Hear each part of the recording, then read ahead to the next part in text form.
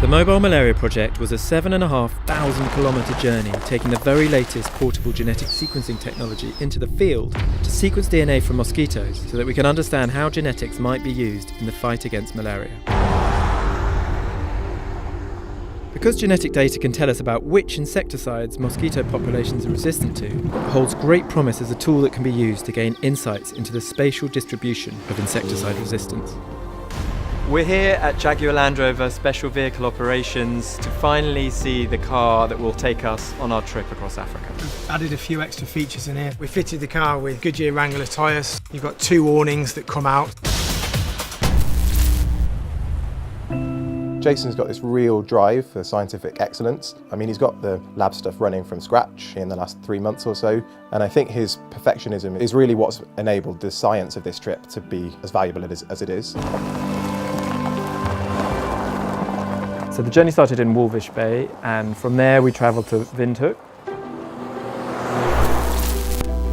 So we're the Mobile Malaria project. Jason and I are geneticists, Isaac is a medical doctor. What we have in the back of our car is a portable genetic sequencing lab.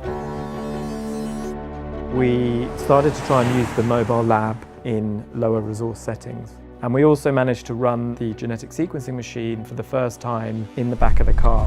So we drove up through the north of Zambia to Kisumu in western Kenya to try and sequence mosquito DNA with Dr. Erica Chomo.